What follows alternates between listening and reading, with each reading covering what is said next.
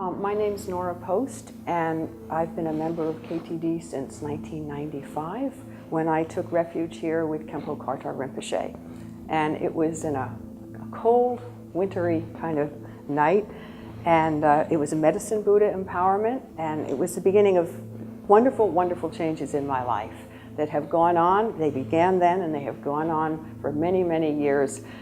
And my association with KTD has it's changed my life in so many ways. One of them, of course, is education in the Dharma, learning about these practices, meeting so many incredible teachers, so many who have come through at KTD, and I am so grateful that in my lifetime I was able to meet these people.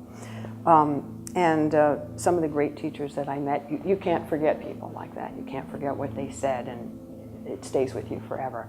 And it wouldn't happen if there weren't a place like KTD for these teachers to be, to teach, and to host them, of course, over the many, many years.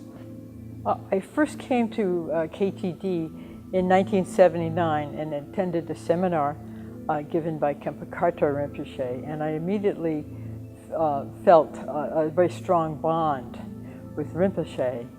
And so I was sort of here in the early stages of development of this monastery. One of the 6 paramitas is generosity, and it's the first paramita.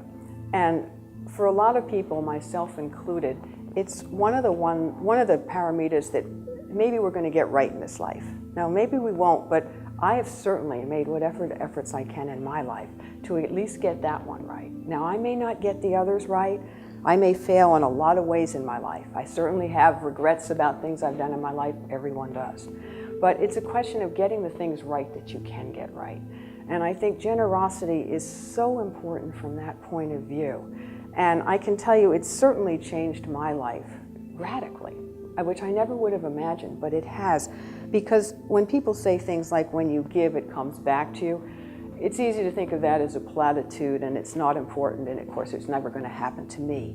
But what does happen is it does come back, not just 100-fold, but when it's the Dharma, it can come back just infinitely. I think planned giving, with the completion of the new building, with the mortgage payoff, with the need for an endowment and support for all of the wonderful things that go on here. It seems to be a critical time that there should be planned giving vehicles for people to consider to support KTD.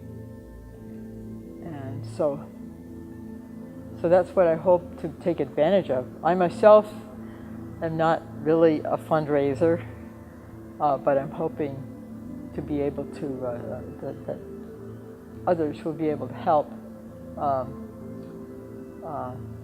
figure out the best ways to help KTD.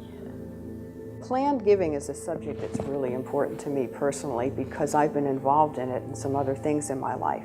And now it's my understanding that KTD is starting to think about this. The Karmapa has a track record of 900 years. Well, what's going to happen in the next 900 years, and who's going to make that happen? And that's all going to have to start with us, and it's going to have to start now. Because now we're looking at the expenses of keeping a large monastery going. What is it, utilities, and bringing in teachers, and expenses, and flights, and all the things that are necessary to keep something like this going. And of course it's going to be expensive, and we need to plan for that, and we need to start planning carefully.